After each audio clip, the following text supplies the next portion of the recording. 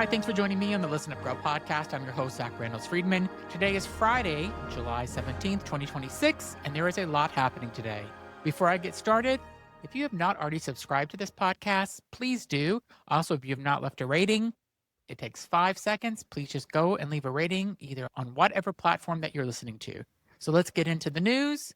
My first story is the orange convicted felon strips protections from LGBTQ plus foster kids. So here is a gut punch to start your Friday. The orange convicted felon officially rescinded the designated placement rule on July 14th, a Biden-era policy that required federally funded child welfare agencies to receive LGBTQ plus youth competency training, provided access to age-appropriate services to queer kids, and then placed them in affirming environments. The rule had already been vacated by the orange convicted felons stacked federal court in Texas back in June 2025, so it was never fully enforced. But this week, the administration made it official, wiped off the books with no replacement on the table. Out gay Congressman Mark Takano, the chair of the Congressional Equality Caucus, did not mince words. He said, and I'm paraphrasing, that every child in foster care, including LGBTQ plus kids, deserves a safe home, and rescinding this rule with no alternative puts children at risk, plain and simple.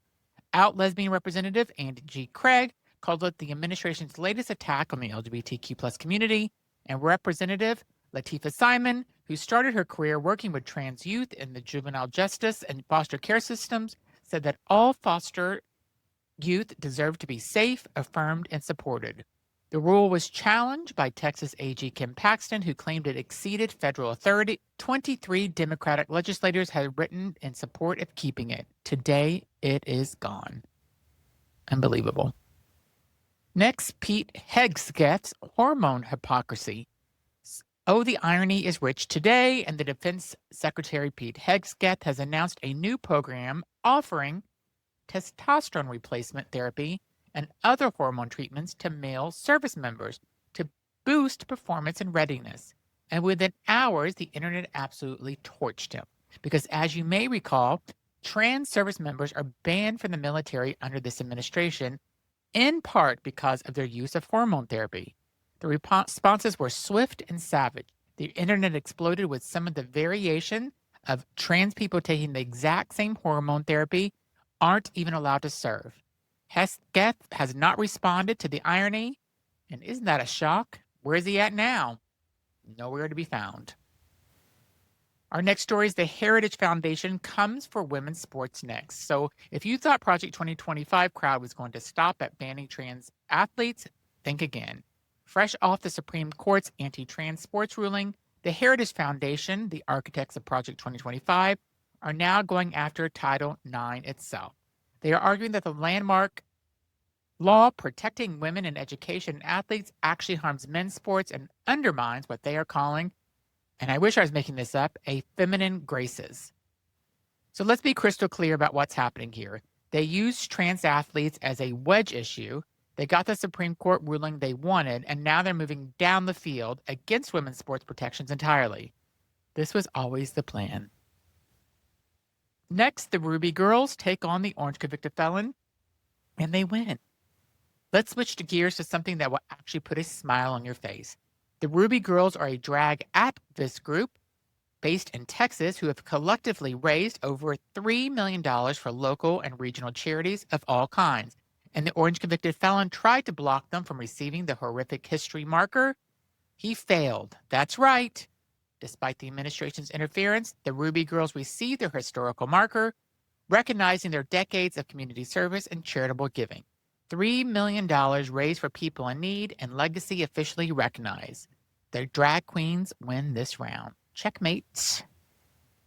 Next, Mexico's first out mayor is assassinated. So we covered this earlier this week, but this one is devastating.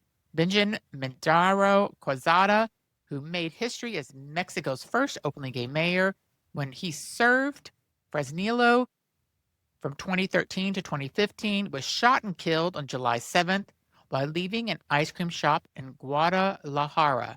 He was 59 years old. He was shot multiple times and his killer fled on a motorcycle. Still, no suspects have been publicly named, and no motive has been confirmed. He later served as a federal deputy in the Mexican Congress. His family has maintained that fraud allegations he faced were a political hit job. Whatever the circumstances are, these are all accusations. The man is dead. Mexico's first out gay mayor is gone, and the community is mourning. Next, we go to Jordan Wood, who is back in the Maine Senate race. So we're closing with some political news that LGBTQ plus community is watching closely. Gay progressive Jordan Wood has re-entered the Democratic primary race for the Maine's U.S. Senate seat following the sudden exit of the establishment candidate, Graham Platner. Democrats are scrambling to find a viable candidate to take on incumbent Senator Susan Collins, and Jordan Wood, who had previously stepped back, is now right back in the fight. The race is worth watching, and gay man who could become Maine's next U.S. Senator, we are paying attention. Also, I just want to point out that Jordan Wood has been all over the news because of the person that was shot by ICE in Maine. He is all over standing up for the state of Maine.